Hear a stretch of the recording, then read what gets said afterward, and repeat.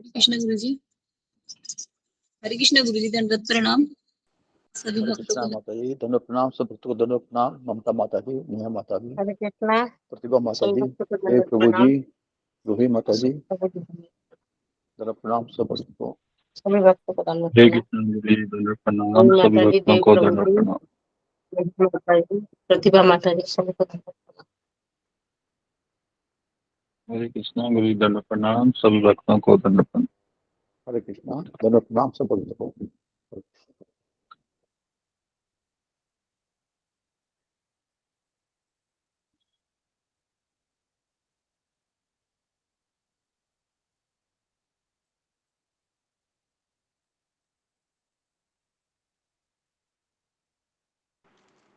हरे कृष्ण गुरु जी, दंडवत प्रणाम। दंडवत प्रणाम माता जी। हरे कृष्णा, नेहा माता जी, दंडवत प्रणाम। हरे कृष्ण सुख प्रभु जी, सभी भक्तों को दंडवत प्रणाम। दंडवत प्रणाम। हरे कृष्ण गुरु जी, दंडवत प्रणाम। हरे कृष्ण अशोक चावला प्रभु जी, दंडवत प्रणाम। हरे दंडवत कृष्ण प्रणाम माता जी, सब भक्तों को दंडवत प्रणाम। हरे कृष्णा, हरे कृष्णा।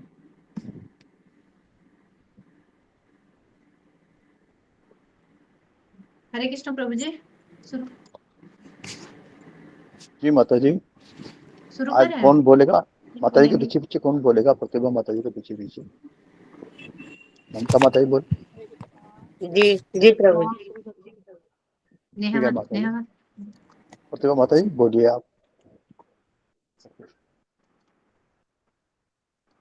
शुरू करो प्रभु जी।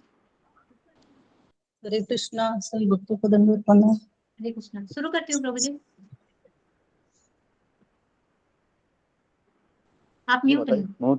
ममता माता जी आ रहे हैं, वो लेके अपनी। जी जी। जी शुरू कीजिए माता जी। हरे कृष्ण। जी हरे माता कृष्ण, जी, शुरू। प्रभु के चरणों में दंडवत प्रणाम। सभी भक्तों के चरणों में दंडवत प्रणाम। ओम अज्ञानतिमिरान्धस्य ज्ञानञ्जनशलाकया चक्षुरुन्मीलितं येन तस्मै श्रीगुरवे नमः। श्री श्री चौराग्रगण्य पुरुषाष्टकम् की जय।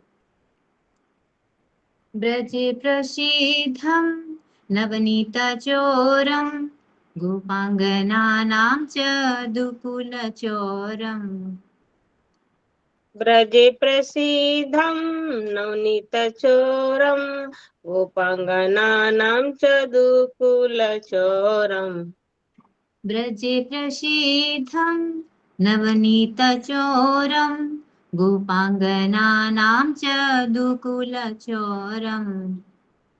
ब्रजे प्रसीद्धं नवनीतचोरं गोपाङ्गनानां च दुकुलचोरम्।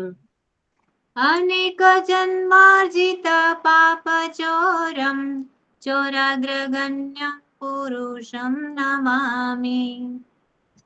अनेकजन्मार्जितपापचोरं चोराग्रगण्यं पुरुषं नमामि। श्रीराधिकाया हृदयस्य चोरं नवाम्बुदश्यामलकान्तिचोरम्। श्रीराधिकाया हृदयस्य चोरं नवाम्बुदश्यामलकान्तिचोरम्। पदाश्रितानां च समस्तचोरं चोराग्रगण्यं पुरुषं नमामि। पदाश्रितानां च समस्तचोरं चोराग्रगण्यं पुरुषं नमामि। ब्रजे प्रसीद्धं नवनीतचोरं गोपाङ्गनानां च दुकुलचोरम्। ब्रजे प्रसीद्धं नवनीतचोरं गोपाङ्गनानां च दुकुलचोरम्। अकिञ्चनीकृतपदाश्रितं यः करोति भिक्षुं पथि गेहहीनम्। अकिञ्चनीकृतपादाश्रितं यः करोति भिक्षुं पतिगेहहीनम्। केनाप्यहो भीषणचौरैर्दृग् दृष्टः श्रुतो वा न जगत्त्रयेऽपि। केनाप्ययो भीषण चौरैद्र दृष्टश्रुतो वा न जगत्त्रयपि यदीयनामापि हरत्यशेषं गिरिप्रसारानपि पापराशिम् यदीयनामापि हरत्यशेषं गिरिप्रसारानपि पापराशि आश्चर्यरूपो ननु चौरईदृ दृष्टः श्रुतो वा न मया कदापि आश्चर्यरूपो ननु चौरैन्द्र दृष्टश्रुतो वा न माया कदापि ब्रजे प्रसिद्धं नवनीतचोरं गोपाङ्गनानां च दुकुलचोरम् ब्रजे प्रसिद्धं नवनीतचोरं गोपाङ्गनानां च दुकुलचोरम् धनं च मानं च तथेन्द्रियाणि प्राणं सहत्वा मम सर्वमेव धनं च मानं च तथेन्द्राणि प्राणश्च हत्वा मम सर्वमेव पलायसे कुत्र धृतोऽद्यचोर त्वं भक्तिदाम्नासि मया निरुद्धः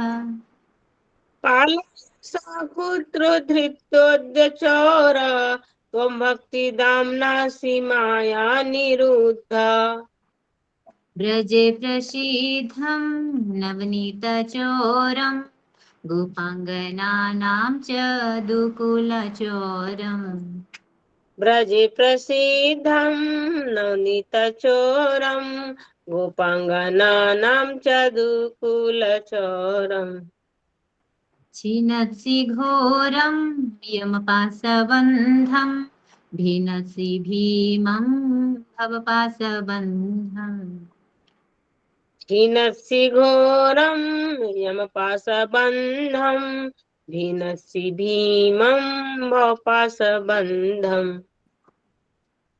छिनत्सि सर्वस्य समस्तबन्धं नैवात्मनो भक्तकृतं तु बन्धम् हीनसि सर्वस्वसमस्तबन्धं नैवात्मनो भक्तकृतं तु बन्धुम् ब्रजे प्रसीद्धं नवनीतचोरं गोपाङ्गनानां च दुकुलचोरम् ब्रजे प्रसीद्धं नवनीतचोरं गोपाङ्गनानां च दुकुलचोरम् मन्मानसे तामसरासि घोरे कारागृहे दुःखमये निबद्ध मन्मानसे तामसरासि घोरे कारागृहे दुःखमाय निबद्ध लभस्य हे चोरहरे चिराय स्वचौर्यो दोषचितमेव दण्डम् लभस्य हे चोरहरे चिराय स्वचोरे दोषोचितमेव दण्डम् ब्रजे प्रसीद्धं नवनीतचोरं गोपाङ्गनानां च दुकुलचोरम् ब्रजे प्रसीद्धं नवनीतचोरं गोपाङ्गनानां च दुकुलचोरम् कारागृहे वस सदा हृदये मदीये मद्भक्तिपाश दृढबन्धना निश्चला सन् त्वं कृष्ण हे प्रलय कोटिशतान्तरे अपि सर्वस्य चोर हृदयेनामोचय ब्रजे प्रसीद्धं नवनीतचोरं गोपाङ्गनानां च दुकुलचोरम् ब्रजे प्रसीद्धं नवनीतचोरं गोपाङ्गनानां चदुकुलशौरम् अनेक जन्मार्जित पापचोरं चोराग्रगण्यं पुरुषं नमामि। अनेक जन्मार्जित पापचोरं चौराग्रगण्यं पुरुषं नमामि। हरे कृष्णा कृष्ण कृष्ण हरे हरे हरे राम राम राम हरे हरे। हरे कृष्णा कृष्ण कृष्ण हरे हरे हरे राम राम राम हरे हरे। हरे कृष्णा। इसका अनुवाद इस प्रकार है। ब्रज में प्रसिद्ध माखन चुराने वाले एवं गोपियों के चीर चुराने वाले, अपने आश्रित जनों के अनेक जन्मों के द्वारा उपार्जित पापों को चुराने वाले चोराग्रगण्य पुरुष को मैं प्रणाम करता हूँ। श्रीमती राधिका के हृदय को चुराने वाले, नूतन जलधारा की श्याम कांति चुराने वाले एवं निज चरणाश्रितों के समस्त पाप ताप चुराने वाले चोराग्रगण्य पुरुष को मैं प्रणाम करता हूँ। जो अपने चरणाश्रितों को निष्कंचन बनाकर मार्ग में घूमने वाले अनिकेत भिक्षुक बना देता है। हाय, ऐसा भयंकर चोर तो किसी ने तीनों लोकों में भी देखा या सुना नहीं, जिसका नाम मात्र लेना भी पर्वत के समान विशाल पाप समूह को भी समूल हर लेता है। ऐसे आश्चर्य रूप वाला चोर तो मैंने कभी भी कहीं देखा या सुना नहीं। हे चोर, मेरे धन मान इंद्रियां प्राण एवं सर्वस्व को हर कर कहाँ भागे जा रहे हो? क्योंकि आज तो तुम भक्ति रूप रज्जु धारण कर मेरे द्वारा रोक लिए गए हो। क्योंकि तुम यमराज के भयंकर पास बंधन को तो काट देते हो एवं संसार के भयंकर पास बंधन को विदीर्ण कर देते हो तथा सभी जनों के समस्त बंधन को काट देते हो, किंतु अपने प्रेमी भक्त के द्वारा रचे गए प्रेममय बंधन को तुम नहीं काट पाते हो। हे मेरे सर्वस्व चुराने वाले चोर रूप हरे, मैंने आज अज्ञान रूप अंधकार समुदाय से भयंकर एवं दुखमय मेरे मन रूपी कारागार में तुमको बंद कर लिया है। अतः अपनी चोरी रूप दोष के उचित दंड को ही बहुत समय तक प्राप्त करते रहो। हे मेरे सर्वस्व चुराने वाले कृष्ण, मेरी भक्ति रूप पास के दृढ़ बंधन में निश्चल होकर मेरे हृदय रूप कारागार में सदैव निवास करते रहो, क्योंकि मैं तो अपने हृदय रूप कारागार से करोड़ों कल्पों में भी आपको विमुक्त नहीं करूंगा। हरे कृष्ण। धन्यवाद सभी भक्तों। हरे कृष्ण बात सुनते हो माता जी? हरे कृष्ण। प्रतिभा माता जी तो अच्छा गाती हैं, ममता माता जी ने बड़ा अच्छा गाया था। हरे कृष्ण माता जी, धन्यवाद। बहुत सुंदर। आप दोनों ने बहुत अच्छा हरे कृष्णा दंडवत भक्त आशीर्वाद है, गुरु जी की कृपा है, कृपा है, भक्त सबका कृपा है। गुरु जी के चरणों में धन्यवाद, सभी भक्तों के चरणों में धन्यवाद। बहुत सुंदर माता जी।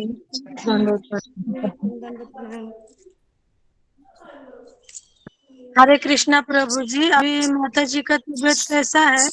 गुरु जी ने कुछ खबर दिया? अभी पता नहीं माता जी, अभी गुरु जी को सुबह मैसेज किया था, अभी पता लगा नहीं। अभी गुरु जी आएंगे पता लग जाएगा। हरे कृष्णा। उम्मीद करते हैं ठीक ही होगा।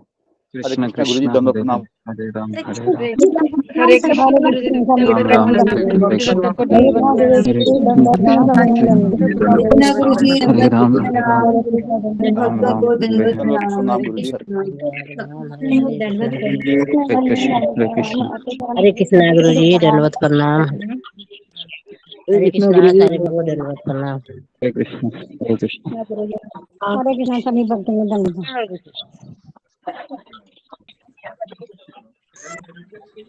हरे कृष्ण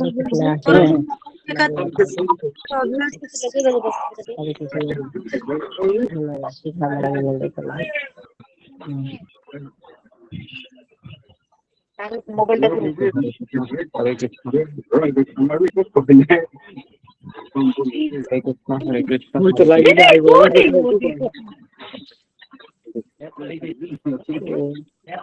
ओके हरे कृष्णा, सबका स्वागत है सत्र में।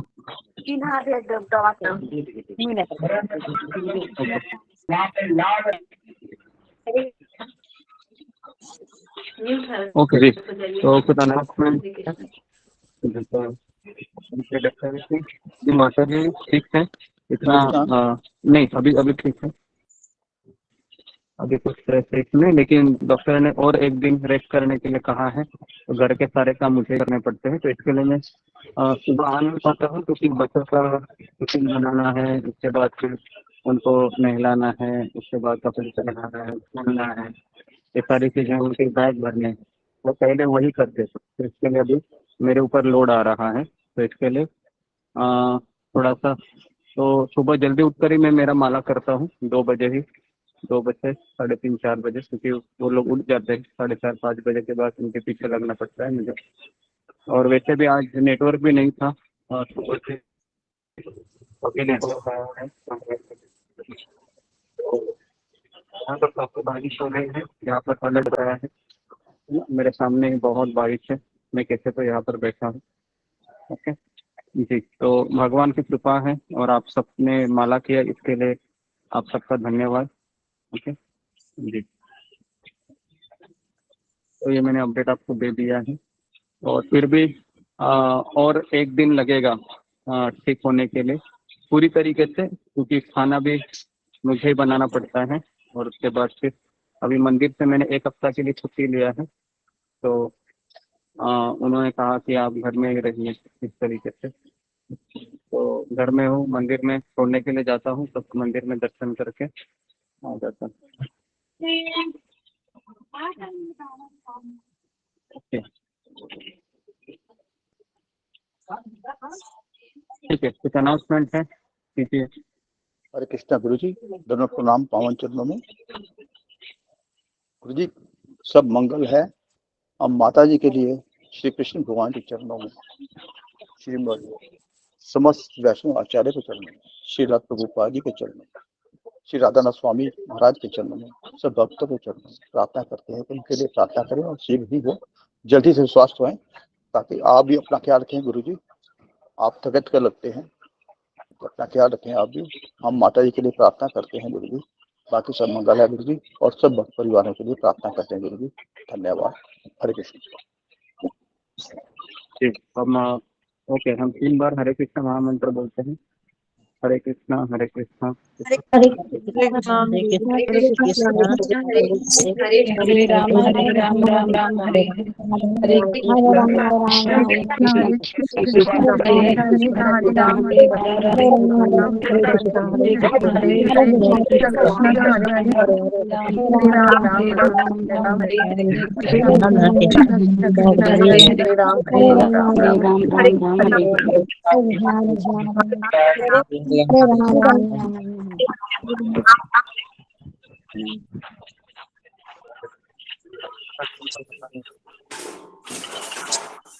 कल हमने चर्चा नहीं हो पाई, लेकिन जो भक्तों को कुछ समझ में आया होगा तो बता सकते हैं।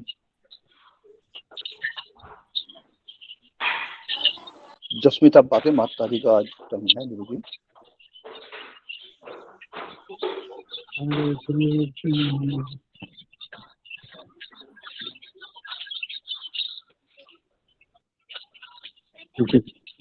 ओके, तो हम शुरू करते हैं।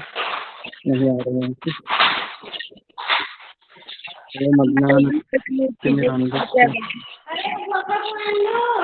माइक किसी का चालू है?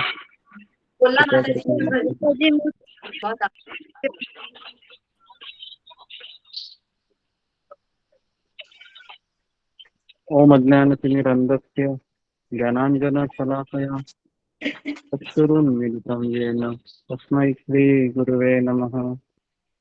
श्रीचैतन्यमनोभीष्टं स्थापितं येन भूतले स्वयं रूप कदा मह्यं ददाति स्वपदान्तिकं। वन्देऽहं श्रीगुरो श्रीयुतापदकमलं श्रीगुरून् वैष्णवांश्च श्रीरूपं साग्रजातं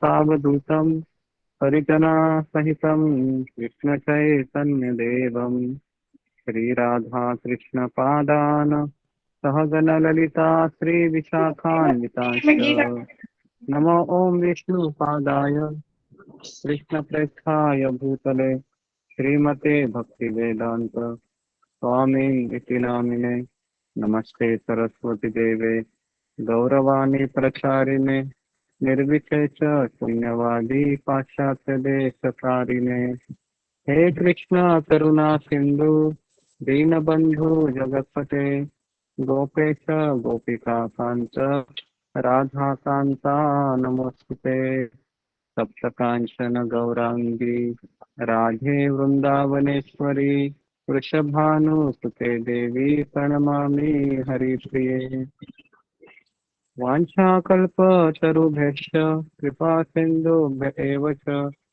पतितानां पावनेभ्यो वैष्णवेभ्यो नमो नमः। श्री कृष्ण चैतन्य प्रभु नित्यानंद श्री अद्वैत गदाधर श्रीवासादि गौर भक्तवृंद हरे कृष्णा कृष्ण कृष्णा हरे हरे हरे राम राम राम हरे हरे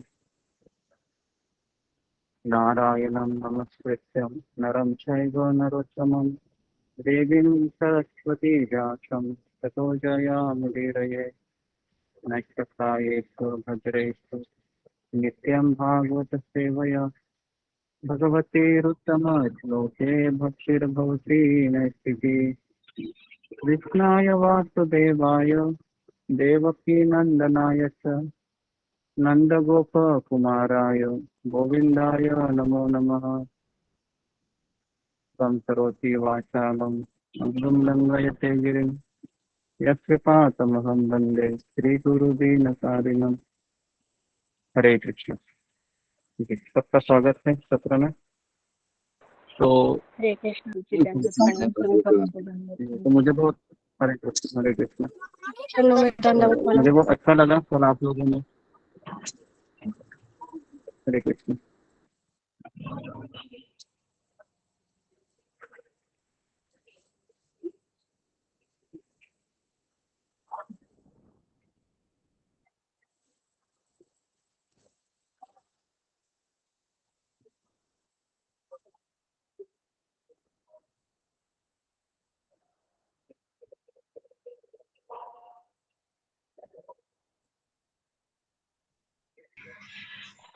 हरे कृष्णा गुरु जी, आपकी आवाज नहीं आ रही। हरे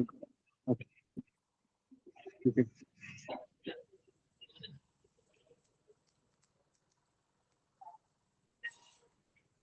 आवाज नहीं आ रही है।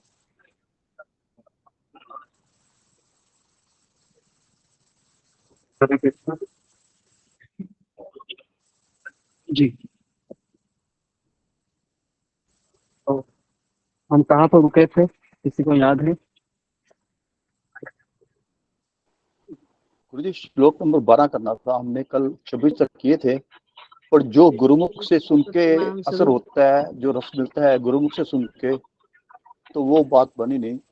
तो हम 12 से मैं आग्रह करूंगा कि शुरू करें, ताकि आप हमें गुरुमुख से सुनने की वो पूरा पता लगे, अर्थ पता लगे। कल आपने पढ़ा था, कहाँ से शुरुआत की थी? श्लोक नंबर 12 से गुरुजी। तो क्रमांक 12 से।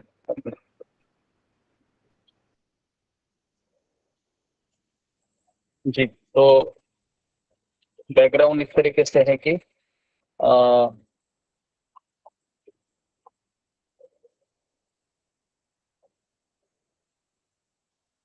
धृतराष्ट्र है, उनके पास अभी विदुर जी आए हैं, और जैसे ही विदुर जी आते हैं तो सारे हस्तिनापुर के लोग होते हैं बहुत संतुष्ट होते हैं, और वर्णन ऐसा आता है कि जैसे उनके शरीर में पुनः प्राण आया हो।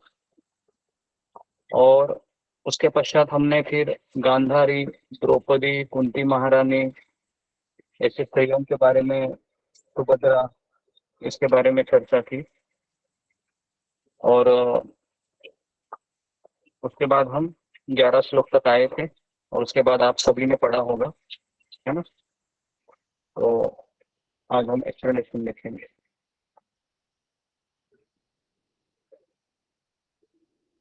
जी, श्लोक क्रमांक 11 में युधिष्ठिर महाराज है अपने चाचा विदुर जी को पूछ रहे हैं कि हे चाचा, आप द्वारका में गए थे क्या? और वहां पर यदुवंशी है, हमारे मित्र तथा शुभचिंतक है, जो भगवान कृष्ण की सेवा में लगे रहते हैं। आप उनसे मिले होंगे या उनके विषय में सुना होगा। क्या वो सुखपूर्वक रह रहे हैं ना? अभी आप बोलोगे कि उनके बारे में क्यों पूछ रहे हैं, तो यहाँ पर मैं 2 संदर्भ बताऊंगा आपको। इसलिए पूछ रहे हैं, आप क्यों क्यों पूछ रहे हैं? क्योंकि वह भगवान की सेवा में लगे हैं, इसलिए पूछ रहे हैं। और कोई दूसरा प्रयोजन नहीं है उनका पूछने का। वह भगवान कृष्ण की सेवा में लगे हैं और इसलिए एक भक्त है दूसरे भक्त की खुशहाली के बारे में पूछताछ करता है। इसलिए नहीं करता है कि ये मेरा सगे संबंधी लग रहा है। उनका खून का रिश्ते से भी ज्यादा सबसे बड़ा रिश्ता कौन सा होता है? एक भक्त का रिश्ता है, वह सबसे बड़ा होता है इस संसार में। आप लोगों ने सुना होगा, जो खून का रिश्ता है वह कभी मिटता नहीं है, लेकिन खून का रिश्ता है वह इस शरीर तक ही सीमित होता है। बराबर है? जब तक ये शरीर है तब तक मेरा रिश्ता बना हुआ है, लेकिन जो भक्ति का रिश्ता है ये आत्मा से संबंधित होता है। और इसलिए महात्मा विदुर जी के पास युधिष्ठिर महाराज पूछताछ कर रहे हैं, क्या वो सब सही तो है? आप द्वारका में गए थे? इस तरीके से प्रभुपाद तात्पर्य में लिखते हैं कि शुद्ध भक्त चाहे घर में रहे या घर का छोड़ दे, उसका वास्तविक गुण तो भगवान कृष्ण के विचार में अनुकूल रूप से मग्न रहना होता है। तो शुद्ध भक्त कहीं पर भी रहो, चाहे वो मंदिर में रहे, घर में रहे या धाम में रहे, वो हमेशा कृष्ण के विचार में मग्न होता है। श्लोक क्रमांक 12 में महाराज युधिष्ठिर द्वारा इस प्रकार पूछे जाने पर महात्मा विदुर ने सब कुछ कह सुनाया, जिसका उन्होंने स्वयं अनुभव किया था। केवल यदुवंश के विनाश की बात उन्होंने नहीं कही जी। तो यहाँ पर सूत गोस्वामी बता रहे हैं कि जब युधिष्ठिर महाराज ने इस तरह से प्रश्न पूछे थे तो एक चीज केवल बताई नहीं विदुर जी ने, वो थी यदुवंश का विनाश। हम सबको पता है कि यदुवंश का विनाश कैसे हुआ था जी। कौन बताएगा मुझे? फिंगर को रेज कीजिए। यदुवंश का विनाश कैसे हुआ था?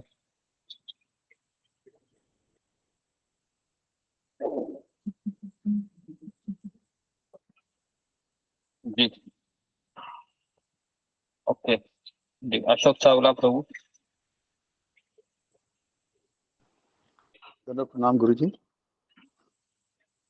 जब गुरुजी कुछ यदुवंश बच्चे आपस में खेल रहे थे, एक ऋषि मुनि, मेरे को ऋषि का नाम याद नहीं है, तो उनको उन्होंने प्रिटेंड किया था जी।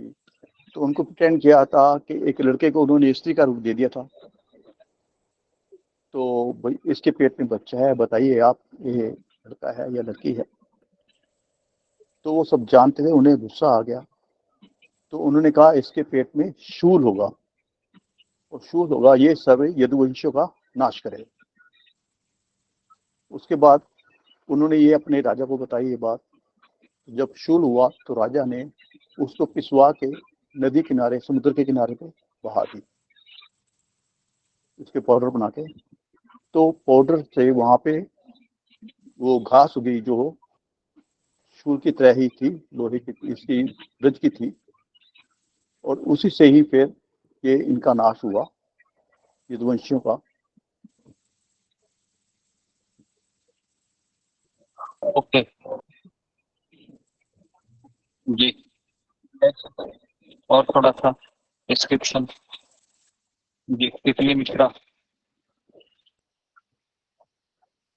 हरे कृष्णा गुरु जी, दंडवत प्रणाम। मुझे भी तकरीबन इतना ही पता है, इससे ज्यादा मतलब नहीं याद है मुझे भी। ओके क्षमा चाहती हूँ। जी, ओके। तो बेसिकली आप सबको पता है कि एक सांबा करके लड़का था। वह किसका लड़का था? वो सांबा। उसकी माँ का नाम क्या था? नाम था जामवंती का नाम। जाम्बवंत जम्बोर का कृष्ण है। जाम्बवंत के पुत्र थे साम उसका नाम था जाम्बवती था, सत्यभामा उसका लड़का था वो। जी बताइए जाम्बवंत किसका लड़का? जामवंती जाम्बवती जाम्बवंत जामवंती का था बोलो जी। जाम्बवती का लड़का था। ऋषि ने उनको श्राप भी दिया था कि मतलब यही तुम्हारे यदुवंश का कारण बनेगा विनाश का। मैं वो नहीं पूछ रहा हूँ, मैं लड़का किसका था वो पूछ रहा हूँ। वो लड़का था जाम्बवती का था। ओके, जामवंती। तो जी, तो इस तरीके से सांब ने क्या किया था? खेल खेल में अपने पेट को मोटा किया था, है ना।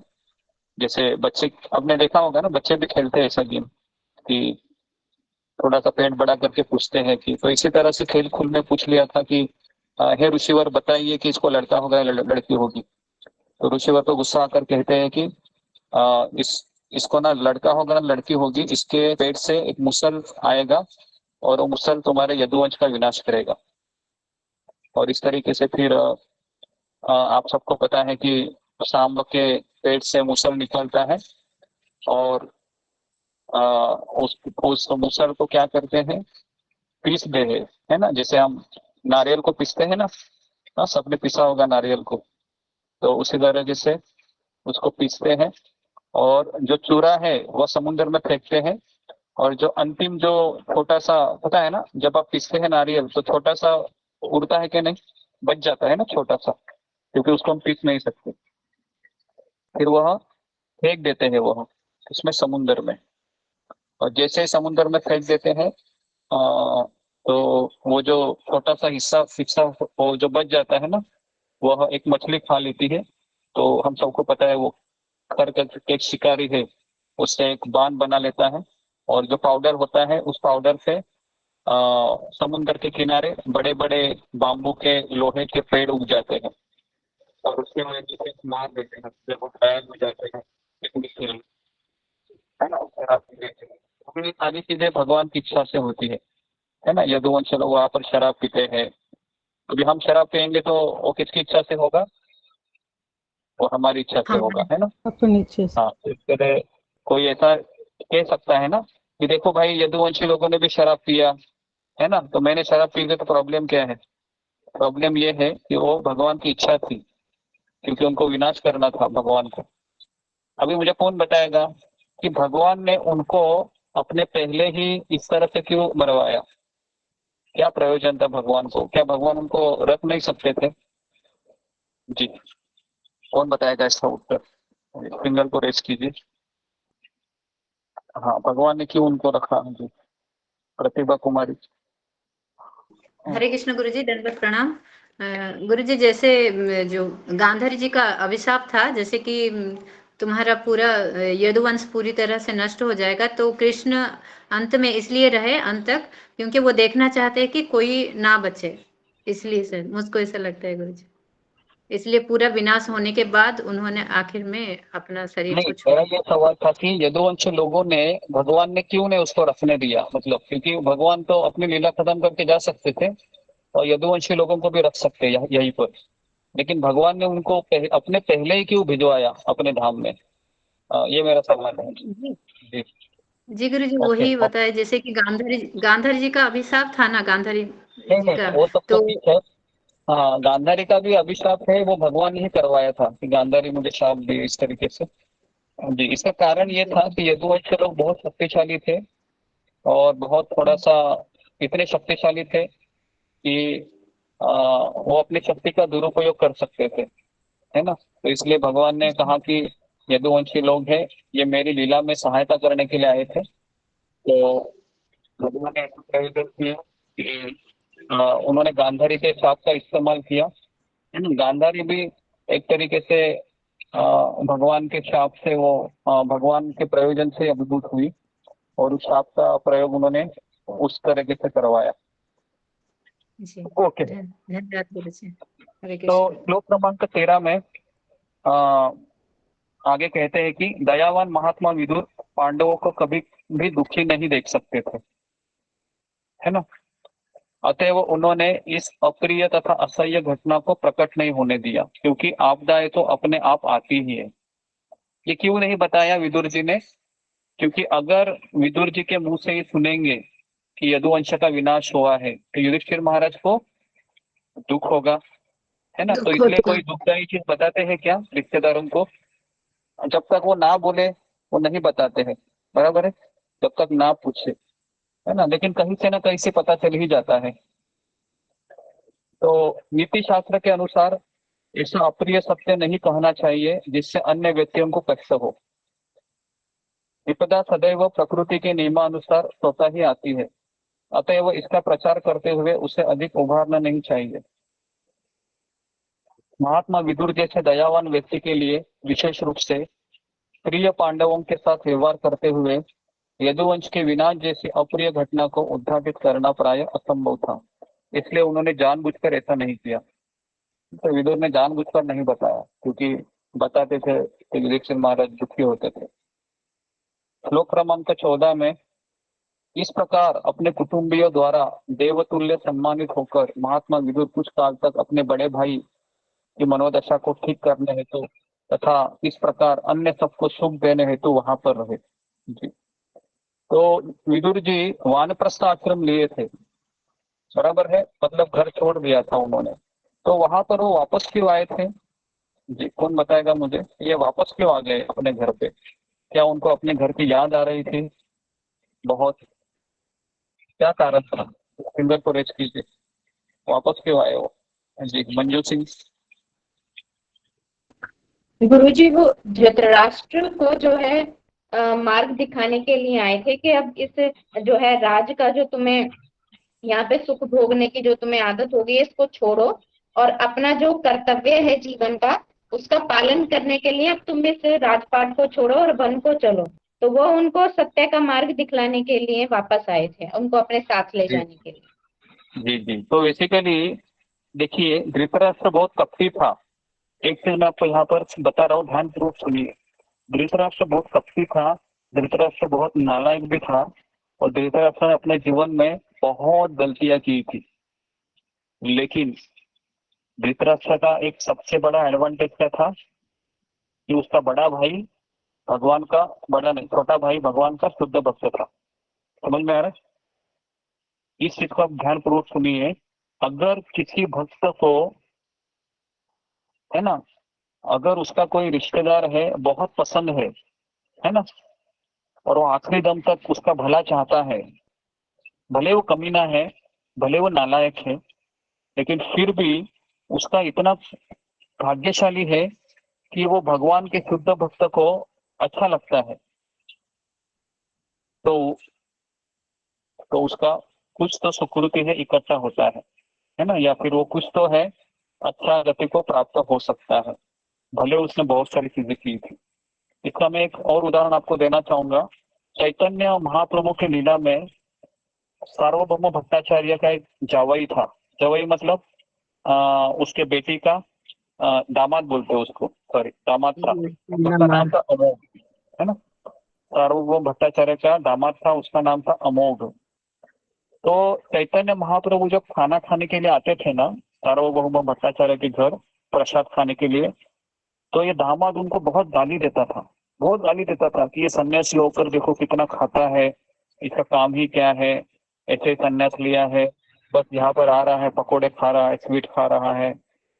तो इस तरह से बहुत अपमान करता था। तो सार्वभौम भट्टाचार्य को बहुत गुस्सा आ गया और उसने कहा कि मेरी बेटी विधवा हो जाए। क्या कहा? भले मेरी बेटी विधवा हो जाए, है ना, क्योंकि ऐसा दामाद मुझे चाहिए ही नहीं। अभी मुझे बताओ, कोई ऐसे बोल सकता है? कोई पिता ऐसे बोल सकता है? नहीं बोल सकता है। लेकिन जब भगवान को गाली देने की बात आती है तो बोलता है कि मेरी बेटी विधवा हो जाए, लेकिन कितना ये अपराध कर रहा है। लेकिन चैतन्य महाप्रभु ने कहा कि मैं इसके 1000 अपराध माफ करूंगा, क्योंकि वे तुम्हारा दामाद है। सार्वभौम भट्टाचार्य तुम्हारा दामाद है। आप सोच रहे हो, इसके लिए अगर हमको भक्ति में टिके रहना है, ध्यानपूर्वक सुनिए। अभी मैं ऐसी बात बताने जा रहा हूँ जो आप सबके लिए बहुत इम्पोर्टेंट है, क्योंकि हम तो भक्ति से कभी भी जा सकते हैं, लेकिन अगर हम किसी एक भक्त को भी अच्छे लगते हैं, है ना, तो वह हमारा पतन होने के बाद भी वापस हमको बुला सकता है। बराबर है? अगर हम किसी भक्त को अच्छे लगते हैं, तो इसके लिए हमें भक्त की सेवा करनी चाहिए, क्योंकि हमारा मन कभी भी दगा दे सकता है हमें, कभी भी, कोई गारंटी नहीं है ना। यहाँ पर 4 बजे, सुबह 4 बजे, 3:30 बजे, 3 बजे आने वाले लोग भी चले गए हैं, है ना, जो लोग बहुत कमिटेड थे, हर क्वेश्चन का आंसर बोलते थे, है ना। अभी आप लोग उससे अपरिचित होंगे, लेकिन मैं पिछले 2 साल की बात कर रहा हूँ। ऐसे ऐसे भक्त गए हैं कि अभी मैं आपको क्या, वो आपसे भी सिंसियर थे, इतने सिंसियर थे। जो पुराने लोग हैं उनको पता है कि हर क्वेश्चन का आंसर मुझे हमेशा भेजते थे, हमेशा रिपोर्टिंग करते थे। हाँ, यात्रा में भी आए हैं, सब कुछ किया, है ना, लेकिन आज वो हमारे साथ नहीं है। क्यों नहीं है? क्योंकि वो किसी भक्त को, अगर एक भक्त भी उसको अच्छा लगता था, तो उस भक्त उसको बताता था कि क्यों भाई, क्यों नहीं आ रहे हो, चलो ना, इस तरीके से। तो धृतराष्ट्र का सबसे प्लस पॉइंट क्या था कि विदुर जी को वो अच्छे लग रहे थे, है ना, विदुर जी को अच्छे लग रहे थे। तो इसके लिए विदुर जी अपने बड़े भाई की मनोदशा को ठीक करने हेतु आए थे, जो मनोदशा थी उसकी, है ना। इस संसार में किसको ठीक करना चाहिए हमें? आदमी को करना चाहिए क्या? आदमी को नहीं करना चाहिए। हम सभी लोग किसको ठीक करना चाहते हैं? हमें आदमी को, है ना। हम हमें आदमी को अपने ठीक आप करना चाहते हैं। हाँ, तो इसके लिए हमें, हाँ, हमें पहले अपनी मनोदशा ठीक करनी चाहिए, उसके बाद उसकी मनोदशा। बराबर है? हम क्या करते हैं, दूसरे की मनोदशा ठीक करने पहले जाते हैं ना। बराबर है? तुम्हें ऐसा करना चाहिए था, तुम ऐसा करता नहीं है। 10 साल हो गए शादी को, 20 साल हो गए शादी को, ऐसे ही चल रहा है। बराबर है? तो इसलिए हमें इस तरीके से ये बहुत जरूरी है। ओके, तो जी, तो इस तरीके से पहले के जमाने में अर्जुन भी स्वर्गलोक में यात्रा किया था। याद है आपको अर्जुन कभी गया था स्वर्गलोक में? कौन मुझे बताएगा? फिंगर को रेज कीजिए। अर्जुन स्वर्गलोक और 2 बार गया था ऐसे। जी, बताइए। ओके जी, जी, दीप्ति सचदेवा। हरे कृष्णा गुरुजी, दंडवत प्रणाम। एक बार अर्जुन तब गया था जब वहां पे वो एक जो लेडी वहां पे रहती थी, उन्होंने बहुत ज्यादा वो अर्जुन को देख के अट्रैक्ट हो गई थी उनकी तरफ, तो वो उनके साथ संभोग करना चाहती थी, पर अर्जुन ने मना कर दिया कि आप मेरी माता के समान हो, मैं आपको माँ जैसा समझता हूँ, तो मैं ये सब नहीं कर सकता। एक आपने ये इंसिडेंट बताया था। हाँ, लेकिन उसका कारण क्या था, वो क्यों गया था स्वर्गलोक में? जी, उसके बाद ममता कुमारी। हरे कृष्णा गुरु जी जब पांडव जब वनवास में थे तो उन्हें युद्ध की तैयारी कर रहे थे, तो उन्होंने इंद्र से कोई अस्त्र लेना था गुरु जी, इसके लिए वो गए थे शायद, ऐसा। हाँ, इंद्र से अस्त्र लेने के लिए गए थे। ओके, ये चीज हो गया। और एक दूसरी बार भी गए थे अर्जुन स्वर्गलोक जाने के लिए। मुझे लगता है शायद ही इसका किसी को उत्तर आया होगा। जी, कोई मुझे बता सकता है कि दूसरी बार कभी गए थे? जी, हाँ, फिंगर को रेज कीजिए। प्रभु ब्राह्मण पुत्र को ढूंढने के लिए फिंगर को रेज कीजिए आप, है ना, कृपया करके।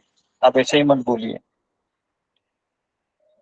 जी, ओके, सुधा गुप्ता। अच्छा, हरे कृष्णा गुरुजी, दंडवत प्रणाम। सभी भक्तों को दंडवत प्रणाम। क्षमा करना गुरुजी, वैसे मैं कोशिश कर रही हूँ। जब उनको अज्ञातवास मिलता है 1 वर्ष के लिए, जब वो उनका शाप देती है वो स्वर्ग की अप्सराओं ने कि तुम नपुंसक हो जाओ, उसके बाद वो वहीं पर उसको उत्तरा को विराट के महल ये में हो गया आते था। हैं और नहीं वहां नहीं, पे उनको वो सिखाते हैं नृत्य की संगीत, वो अलग जिससे चीज उनका है। जो होता है नपुंसक के रूप में रहते हैं वो, तो नहीं उस तरह नहीं, ये नहीं उनको। पता, नहीं ये नहीं पता उत्तर है। तो सही जो में मैं बता यहाँ, रहे मेरा सवाल यहाँ पर ये है कि स्वर्ग में कभी गए थे वो? तो एक माता जी ने कहा कि वह इंद्र का अस्त्र लाने के लिए गए थे, अज्ञातवास में नहीं गए थे वो भी। वो कभी गए थे कि जब द्रौपदी को नहीं, हाँ, अज्ञातवास में गए थे जी। जो 1 साल का पास में पहले गए गए थे। थे। हाँ, वनवास में गए थे, बराबर। वनवास में गए थे, वनवास में। हाँ, वनवास में गए थे, अज्ञातवास में नहीं थे गए। अज्ञातवास में उन्होंने वहां पर निकाला। और दूसरी बार कभी गए थे जी, प्रतिभा कुमारी?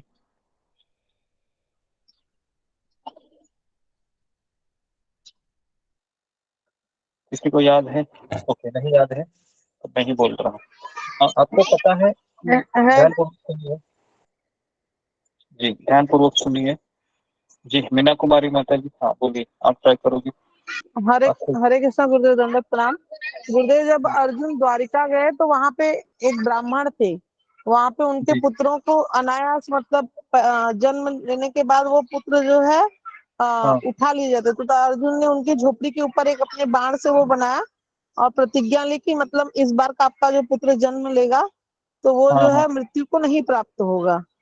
तो फिर वही हाँ मतलब फिर अंतिम में जब उन्होंने प्रतिज्ञा पूरी नहीं कर पाए तो वो भगवान के साथ गए थे वहां जी पे। जी फिर भगवान, जी हाँ, हरे कृष्ण भगवान।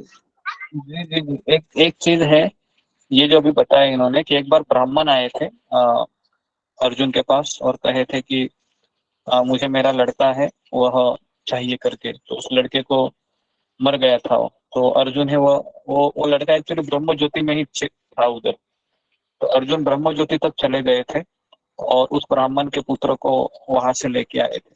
तो दूसरी बार अर्जुन गए थे, ब्रह्म ज्योति तक गए। तो अर्जुन है वो जा सकते थे, है ना? तो ये 5,000 साल पहले की बात है। अर्जुन है वह जम्बू द्वीप, उसके बाद महरलोक, जनलोक, तपोलोक आसानी से जा सकते हैं। जैसे हम कैसे मुंबई से मथुरा जाते हैं, दिल्ली जाते हैं, वैसे। क्योंकि उनका शरीर था अलग था, उनका शरीर अलग था। हमारा शरीर कैसा है? हमारा शरीर वो नहीं सह सकता। हमारे शरीर में बहुत डिसएडवांटेज है और हमारे पुण्य कर्मों भी नहीं है। हम सब रिजेक्टेड माल है। रिजेक्टेड माल पता है आपको? जो लोग सत्ययुग में भी भक्ति नहीं कर पाते हैं ना, वो त्रेता युग में जन्म लेते हैं। त्रेता युग में भक्ति नहीं कर पाते वो द्वापर युग में आते हैं। द्वापर युग में भी नहीं कर पाते वो किस में आते हैं? कलयुग में आते हैं ना। रिजेक्टेड, रिजेक्टेड माल पता है आपको? कभी कभी बिजनेस करते हैं ना लोग, तो कोई कपड़ा रहता है ऐसे फेंका हुआ, तो उसको ऐसे फेंक देते हैं, ले जा भाई। तो वैसा अभी हमको कलयुग में जन्म लिया है, तो हम ऐसे लोग हैं। तो इसके लिए हमारे में काफी कमियां हैं, है ना? हम एक चीज को में फोकस कर पाते हैं क्या? आधा घंटा भी, आधा घंटा के 5 मिनट भी नहीं कर पाते हैं। तो ये हमारा शरीर है।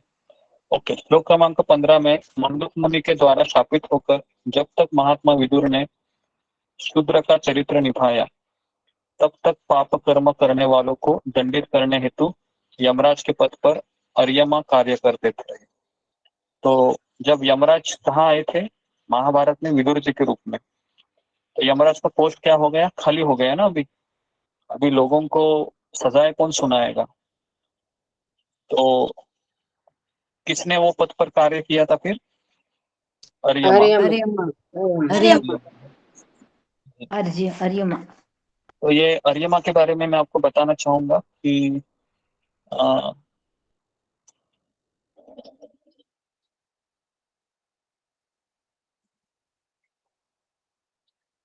जी, तो ये अर्यमा, ये पितृलोक, जो पितृलोक है उसके मेन अध्यक्ष पद निभाते या उसके वह राजा है अर्यमा, है ना? तो वो उनके बिहाफ में काम कर रहे थे वहां पर। और आपको पता होगा कि यमराज जी है, उनको पता होता है कि किसका मृत्यु कब होने वाला है। तो यमराज के पास कितने यमदूत होते हैं? आपको पता है कितने यमदूतों को नौकरी मिलती है वहां पर?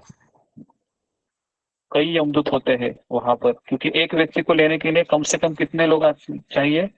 2 लोग चाहिए, 2 यमदूत, है ना, और कभी कभी 3 भी आते हैं, है ना। तो यमदूतों के पास यम पाश होता है, यम पाश क्यों इस्तेमाल करते हैं वो? आत्मा को निकालने के लिए शरीर से, क्योंकि आत्मा शरीर को छोड़ना चाहता है क्या? नहीं छोड़ना चाहता है, क्योंकि वो उससे आसक्त हो गया है ना।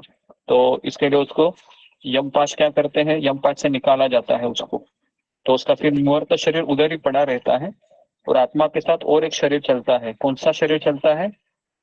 सूक्ष्म शरीर। सूक्ष्म शरीर चलता है जी। तो मुझे बताइए, ये यमदूत लोग किसको बनाया जाता है पता है? यमदूत जिसके पितरगण है ना, जो पितृगणों के लिए कोई श्राद्ध नहीं करते हैं, तो इनको फिर यमराज जी कहते हैं कि यहाँ पर सेवा करो। समझ में आ रहा है? तो इसके लिए श्राद्ध वगैरह करना चाहिए, नहीं तो आपको बहुत गाली देते रहेंगे। हाँ, कमबख्त कहीं का कुछ काम नहीं करता है, थोड़ा बहुत करेगा तो अच्छा रहेगा, है ना। तो इसके लिए ये सब चीजें हमको करके रहना चाहिए। श्राद्ध, और जब ये आता है ना पितृपक्ष चलेगा अभी ना थोड़े समय में, पितृपक्ष आता है, तो उस समय हम गरुड़ पुराण पिछले साल में किए थे, सबको याद है? गरुड़ पुराण हमने पढ़ा था पिछले साल में, जो पुराने भक्त हैं उनको पता है कि हम 7 दिन हमने सप्ताह लिया था गरुड़ पुराण में पिछले साल में। तो इस साल में भी हम ले लेंगे, 7 दिन गरुड़ पुराण पढ़ेंगे हम, उसमें से काफी चीजें हैं हम समझेंगे। ओके, तो ये अर्यमा है, ये किसका लड़का है? ये कश्यप और आदित्य का लड़का है। लिखिए आप, अर्यमा का माता पिता का नाम लिखिए, कश्यप तथा आदित्य। और आदित्य कितने होते हैं? 12। 12 गुरुजी ये तो अदिति है ना, मतलब उनकी पत्नी कश्यप ऋषि की पत्नी है। हाँ, कश्यप मुनि की पत्नी आदिति है। उनके अनेक पुत्रों में से एक अर्यमा ने यह पद संभाला। प्रभुपाद लिखे हैं तात्पर्य में। गुरुजी एक बार माता पिता का क्या नाम था? कश्यप और आदित्य, अर्यमा के माता पिता का नाम। और आदित्यगण ये कितने हैं? 12 है। ओके, तो वो वहां पर गए थे संभालने के लिए। जैसे कुछ लोग जॉब करते हैं, उनको छुट्टी चाहिए, मान लो 12 दिन, तो उनको क्या बोला जाता है? आप 12 दिन जा रहे हो, लेकिन आपकी जगह कौन काम करेगा? बराबर है, बोलते कि नहीं? ऐसे जिसका दुकान रहता है बोल रहा है कि तुम संभालो भी, मैं जरा छुट्टी लेके आता हूँ करके। तो यमराज जी यहाँ पर आए थे विदुर के रूप में। ठीक है, 16वां श्लोक। अपना राज्य वापस पाकर तथा एक ऐसे पौत्र का जन्म देकर जो उनके परिवार की प्रशस्त परंपरा को आगे चलाने में सक्षम था, महाराज युधिष्ठिर ने शांतिपूर्वक शासन चलाया और उन छोटे भाइयों के सहयोग से सारे के सारे जनसाधारण के कुशल प्रशासक थे, असाधारण ऐश्वर्य का भोग किया। तो मेरा यहाँ पर प्रश्न है कि ये 5 भाई थे, तो अर्जुन ने ऐसा क्यों नहीं कहा कि बड़े भैया मैंने ही कर्ण को मारा है, मैंने ही भीष्म पितामह को मारा है, ये सबसे पावरफुल लोग थे, और भीम ने भी दुर्योधन को मारा है, तो आप राजा कैसे बनेंगे? राजा तो मैं या भीम बनना चाहिए ना जी। तो ऐसा क्यों नहीं कहा? फिंगर को रेज कीजिए, क्योंकि कलयुग में हम ऐसे ही बोलते थे कि मैंने किया है तो मुझे राजा बनना चाहिए जी। बताइए। ओके, सुजाता। वो भाइयों के बीच बहुत ये सम्मान था। वो युधिष्ठिर महाराज तो बड़े हैं ना, वो तो होंगे ही राज्य का राजा। बड़े थे। ओके जी, नेक्स्ट सोमाकर बताइए। हरे कृष्ण गुरु जी। भगवान के जो शुद्ध भक्त होते हैं वो हमेशा दूसरों को एक पहले मौका देते हैं। वो अपने से पहले वो चाहते कि दूसरे उनके जगह पर कहा, ऐसे मैंने वो युधिष्ठिर को उन्होंने मौका दिया था, मैंने चाहते थे। हरे कृष्ण जी जी। तो जैसे सुजाता माता जी ने बताया कि जो वरिष्ठ जो भाई होता है वो उत्तराधिकारी होता है पहले, और दूसरा है कि जो भक्त होता है उसको पता होता है कि अगर मैं राजा बनाऊंगा तो जिम्मेदारी है वो ज्यादा लेनी पड़ती है। बराबर है, बड़ा पोस्ट बड़ी जिम्मेदारी, छोटा पोस्ट छोटी जिम्मेदारी। इस संसार में सबको बड़ा पोस्ट चाहिए, लेकिन जिम्मेदारी लेना है क्या? जिम्मेदारी नहीं लेनी है। तो तो अभी ऐसा है ना, सबको प्राइम मिनिस्टर, सब लोग पता है ना, एक सीट निकलती है तो कितने लोग उसके लिए कंपटीशन करते हैं, लेकिन सीट मिलने के पहले कहते हैं हम आपके सेवक हैं, हमें सेवा देने का आप मौका दीजिए। और जैसे ही इलेक्शन हो जाता है फिर वो आते हैं क्या वापस बस्ती में? तो नहीं आते हैं, है ना। तो इस तरीके से आजकल के ये तथाकथित ये राजनीतिज्ञ हैं। 17वें श्लोक में बताया है कि जो मनुष्य घरेलू विषयों में अत्यधिक लिप्त रहते हैं और उन्हीं के विचारों में मग्न रहते हैं, उन्हें दुस्तर सनातन काल अनजाने ही घर दबोचता है। जी, तो अभी यहाँ पर आगे आया क्या मैं? ओके, श्लोक क्रमांक 17 है ना? हाँ 17 है जी। सर्वगृहेषु सक्तानाम, मैं अब सुखी हूँ, अब सब कुछ ठीक ठीक है, मेरे पास बैंक में प्रचुर धन है, अब मेरे अपने लड़कों को पर्याप्त धन दे सकता हूँ, अब मैं सफल हूँ, ये भिखारी सन्यासी मेरे ऊपर आश्रित है, ये मेरे सामने हाथ फैलाते हैं, तो मैं अभी भगवान से बढ़कर हो गया। तो ऐसे कुछ लोग सोचते हैं। कितने लोगों ने ऐसे लोग देखे हैं कि तुम्हारे सन्यासी लोग ना हमारे पास डोनेशन करने के लिए आते हैं, है ना, और कहते हैं, तो अभी मुझे बताओ कि ये विष्णु के भक्त मेरे पास जन्माष्टमी में डोनेशन के लिए आते हैं, हाथ फैलाते हैं, और मैं इनको थोड़ा सा चंदा देता हूँ और इससे तुम्हारा जन्माष्टमी होता है, तो मैं तो भगवान से बड़ा हो गया ना। बराबर है कि नहीं? उनका लॉजिक ऐसे होता है, मैं भगवान से बड़ा हो गया। लेकिन उनको, उस मूर्ख को ये पता नहीं है कि तुम्हारे जो पैसे हैं ना, ये भगवान ने ही दिए हुए हैं, ये तुम्हारे अपने नहीं है। तुम्हारी जो सोच है ना, बुद्धि है, वो बुद्धि देने वाला भी कृष्ण ही है, तुमको बल देने वाला भी कृष्ण ही है। जैसे अज्ञानी लोग मूर्खतावश इस प्रकार सोचते हैं। फिर उसको कौन काल दबोचता है? उसको काल है वह घर दबोच लेता है अनजाने में ही।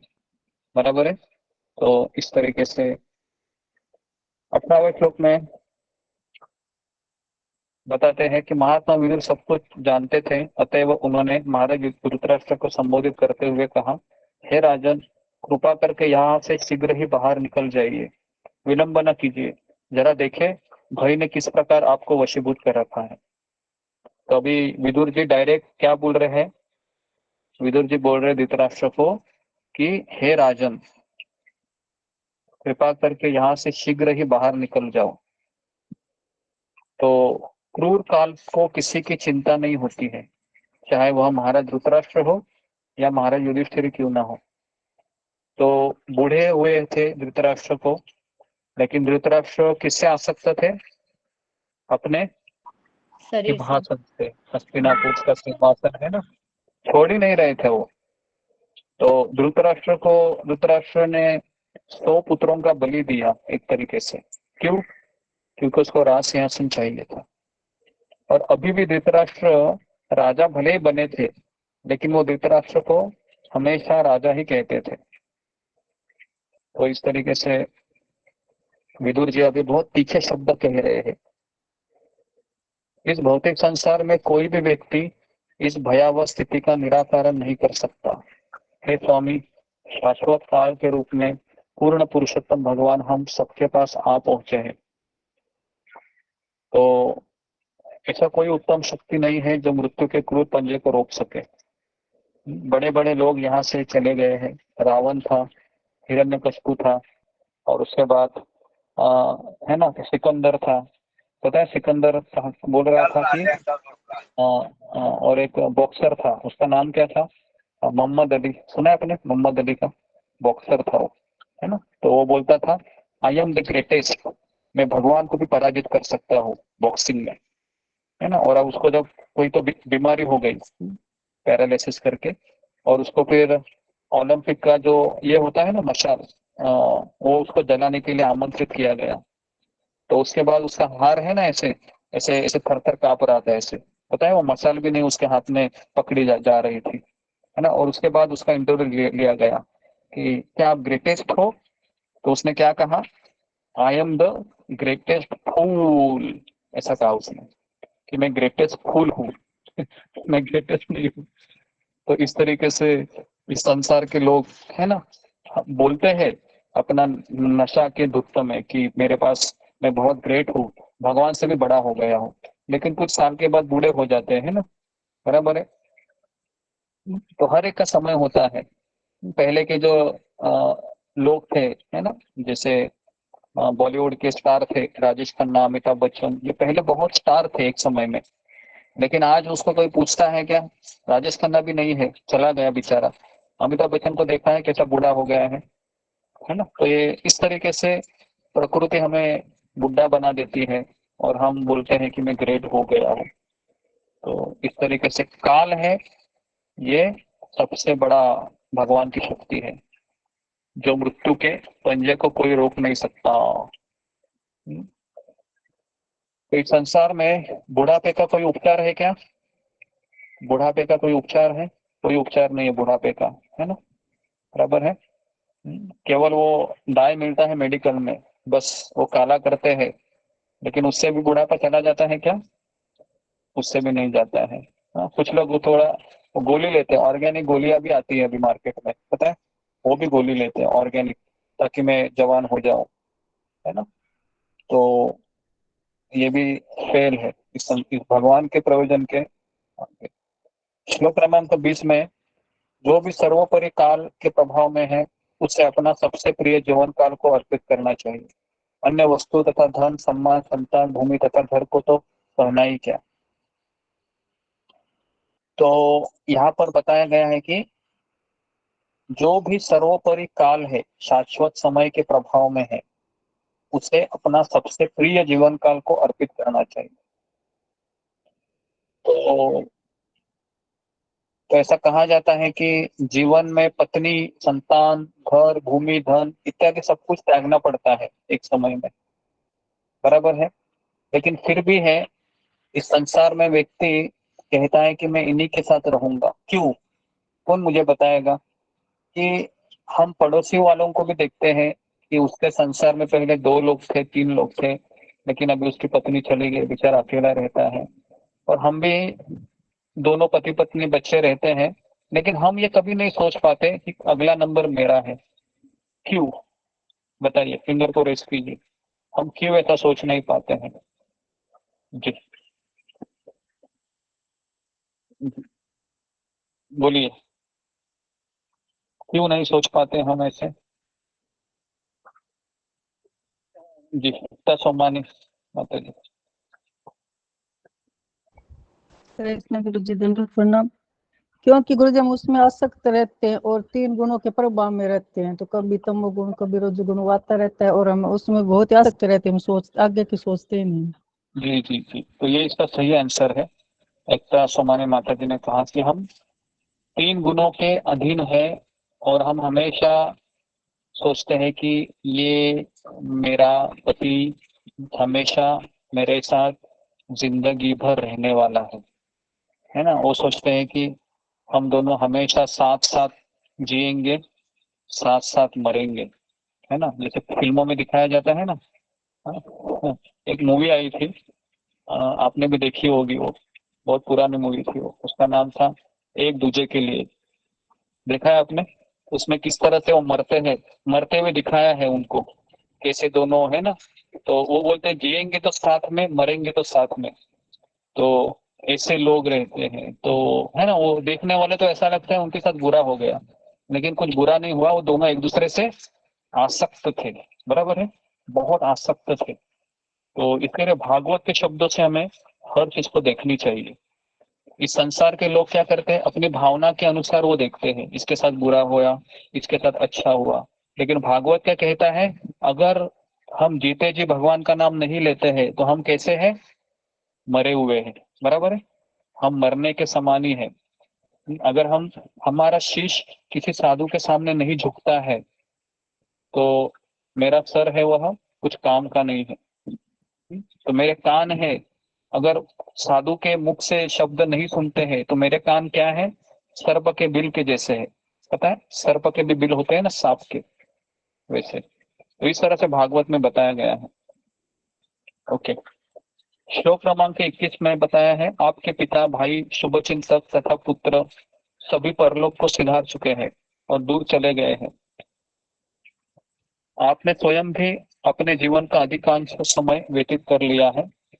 अब आपके शरीर को बुढ़ापे में आ दबोचा है। आप पराए घर में पड़े हुए हैं। ये सब कौन कह रहा है? कौन कह रहा है ये सब? विदुर जी। विदुर जी कह रहे हैं। जी, किसको कह रहे हैं? धृतराष्ट्र धृतराष्ट्र को कह रहे हैं। ओके, तो इस तरीके से कह रहे तुम बुढ़ा हो गया है, दूसरों के घर में पड़ा है, तो तुम जन्म से ही दृष्टिहीन रहे हो, हाल ही में आप कुछ बहरे भी हो चुके हैं, ऐसा बोलता है। होता है कि नहीं ऐसे बुढ़ा पाने के बाद? सुना है अपने ऐसे करता है ना, तो इसको आवाज देता है उसको बोलते फोन पे तुमको सुनाई देता है, तो बोलते हैं कि नहीं कुछ सुनाई नहीं देता है। तो इस तरह से बुढ़ापा में हाल होता है ना, बहरे हो जाते हैं हम, है ना। हमारी स्मृति अल्प हो गई है। याद भी रहता है क्या? कुछ याद नहीं रहता है बुढ़ापा में। हमारी बुद्धि विचलित हो गई है। आपके दांत हिल चुके हैं, हमारे हाथ दांत भी रहते हैं क्या जबान में? नहीं, है ना। तो फिर वो क्या जाते हैं, डेंटिस्ट के पास जाते हैं, और पता है अभी वो ये मिलता है ना, पूरा सेट मिलता है अभी दांतों में बिठाने वाला, है ना। वो दिखाते हैं उसको। टेंचर। हाँ ऐसे, हाँ ऐसा, और उससे वो चबा कर खाते हैं। ये सब अभी लेटेस्ट टेक्नोलॉजी है। वो कहते हैं कि दांत हिल चुके हैं, कोई बात नहीं, 15,000 रुपए दे दो, 20,000 रुपए दे दो, हम आपके सारे दांत ठीक करेंगे। तो फिर वो जो आर्टिफिशियल दांत लगवाते हैं, है ना, और वो चमकते भी है, वो ऐसे निकालते हैं ऐसे हाँ करके ऐसे, और उसको ब्रश करते वापस डालते हैं। पता है? नहीं पता है? तो अभी ऐसे एक बार मैं गया था तो उसने मुझे दिखाया था, माता जी ने, डेंटिस्ट की वो। ओके, तो इस तरीके से दांत हिल रहे हैं आपके। आपका यकृत क्रियाहीन हो चुका है। यकृत मतलब क्या? हमारा पचन शक्ति, जो जठराग्नि बोलते हैं उसको, जठराग्नि, है ना। हाँ। और हमारा देह से कफ निकलता है। देखा है बूढ़े लोग हमेशा क्या करते हैं, ऐसे खट करते हैं, थूक देते हैं खट करके। देखा है आपने ऐसे बूढ़े लोग, है ना, बैठते हैं तो यही देखे उनका काम देखे। है। थोड़ा सा कफ आता है और थूकते रहते हो, है ना। तो ऐसा मत सोचिए कि हम सबके साथ होने वाला है, मेरे साथ भी होने वाला है। मैं बोल रहा हूँ तो मैं तो बूढ़ा होऊंगा तो मेरे साथ भी ये होगा, सबके साथ होगा ये, है ना। ऐसा नहीं है कि भागवत पढ़ने वाले के साथ भी हो सकता है ये, उसके साथ भी हो सकता है। सकती जी गुरु। तो ऐसा मत सोचिए कि ये धृतराष्ट्र के बारे में बता रहे हैं। ये धृतराष्ट्र की जगह हम ही है ना। हम सब लोग कैसे हैं?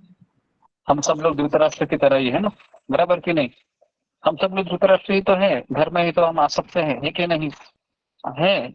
आप कितना भी मना करो, हम सब लोग घर में आ सकते हैं, है ना। 2 दिन भी अगर आपको घर वालों ने निकाल दिया तो क्या हो जाएगा? मेरा अभी कोई नहीं है ना। फिर हम वो गाना बोलेंगे, मेरा कोई ना सहारा भी न तेरे बोलेंगे क्या? वो नहीं बोलेंगे, तब अपने पति को बोलेंगे मेरा हाँ, तेरे बिन मेरा कोई सहारा नहीं करते। भगवान वाला इस तरीके से 23वें श्लोक में बताया गया है कि आखिरी श्लोक लेते हैं। ओहो, प्राणी में जीवित रहने की इच्छा इतनी प्रबल होती है कि निश्चय ही आप एक घरेलू कुत्ते के जैसे रह रहे हो और भीम द्वारा दी गई झुटन को खा रहे हो। जी, तो यहाँ पर मैं रुकता हूँ। अभी यहाँ पर ये बताया गया है कि तुम एक कुत्ते की तरह हो। कौन कह रहा है ऐसे? विदुर जी कह रहे हैं। किसको कह रहे हैं? अपने बड़े भाई को कह रहे हैं, है ना। किसी को कुत्ता बोलने के लिए बहुत गट्स लगता है, बराबर है ना। कोई बोलेगा तो उसको बुरा लगेगा। तो भी मेरा सवाल है कि धृतराष्ट्र को बुरा क्यों नहीं लग रहा था? जी, फिंगर को रेज कीजिए। इतना सब बोल रहा है विदुर, लेकिन धृतराष्ट्र को बुरा क्यों नहीं लगा? जी, ये अगर आपको पता चलेगा ना तो आपको प्रचार का थोड़ा बहुत चीज पता चलेगा। जी, क्यों नहीं बुरा लगा? जी, ओके जी। प्रियंका कुमारी।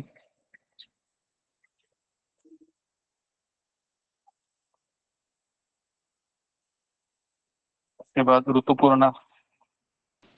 हरे कृष्ण गुरुजी, दंडवत प्रणाम। सभी भक्तों को दंडवत प्रणाम। गुरुजी, मुझे लगता है अज्ञानता और उसकी आसक्ति के कारण। अज्ञानता और आसक्ति के कारण नहीं, क्यों नहीं बुरा लगा उसको? जी, ओके। गोले बेहरा, गोले बेहरा, ओके। गुरुजी दंडवत प्रणाम। सभी भक्तों को दंडवत प्रणाम। मेरे को आता नहीं गुरुजी, बोल नहीं आता है। ओके, उन फिंगर को रेख किया था।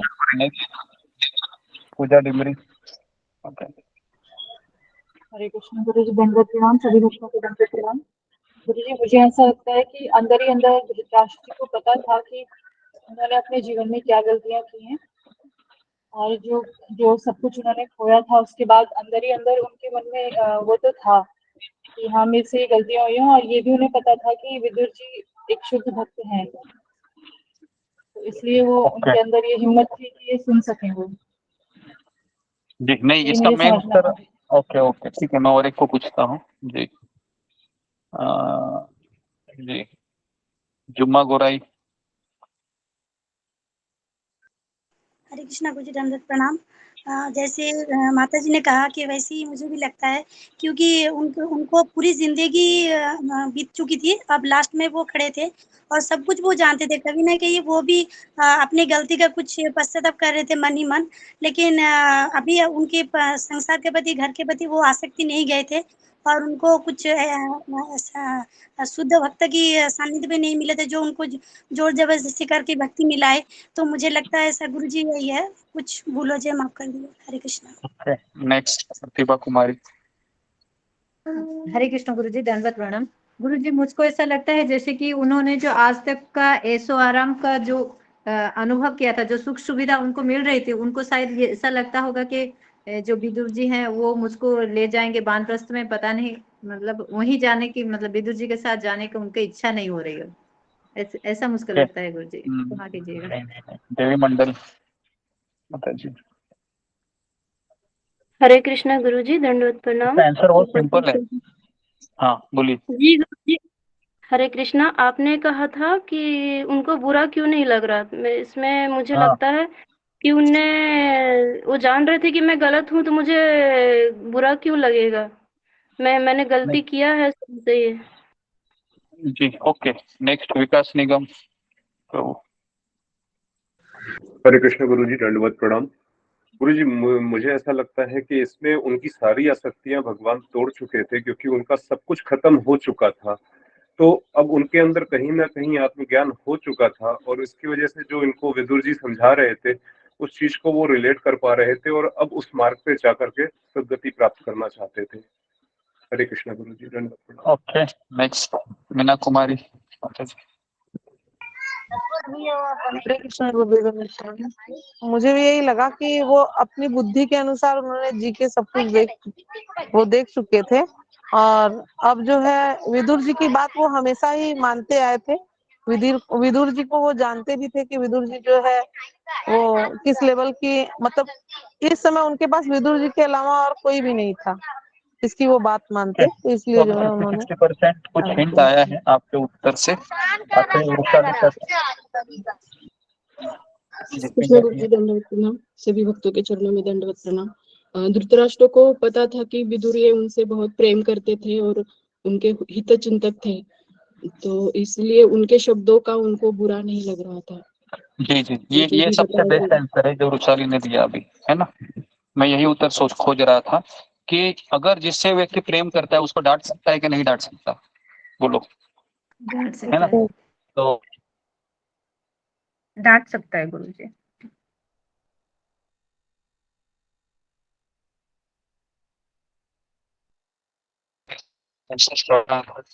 कि किसको हम कड़े शब्द बोल सकते हैं, जिससे हमने प्रेम किया और जिससे हमने कुछ मीठे शब्द भी बोले हैं, है ना, बराबर है, उसको हम डांट सकते हैं, है ना। हम किसी ऐसे व्यक्ति को हम जब बाहर जाएंगे तो बोलेंगे क्या, अरे तुम कुत्ते के जैसा जिंदगी जी रहे हो, जरा भगवत गीता पढ़ो, बोल सकते हैं किसी को?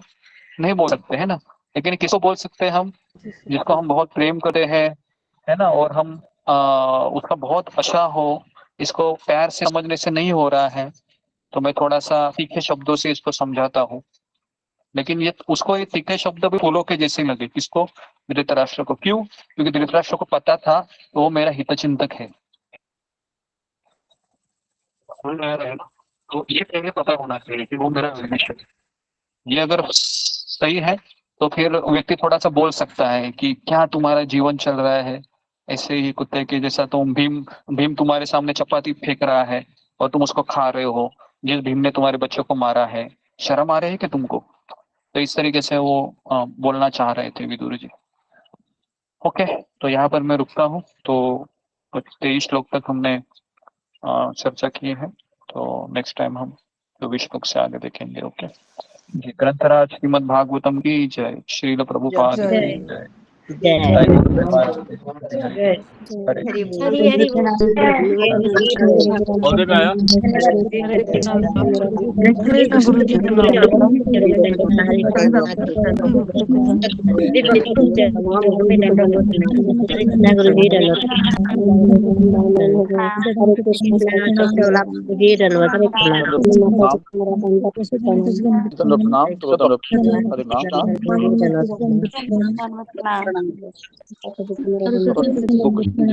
बनी रहे। कृष्ण पूजा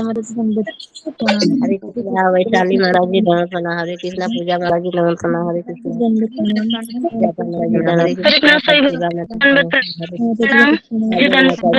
हरे कृष्णा सब पर कृष्ण कृपा बनी रहे। हरे कृष्णा। प्रभु जी के दंडवत, सभी माता जी के दंडवत। हरे कृष्णा सभी भक्तों को दंडवत। नेहा माता जी को दंडवत। लक्ष्मी माता जी दंडवत। हरे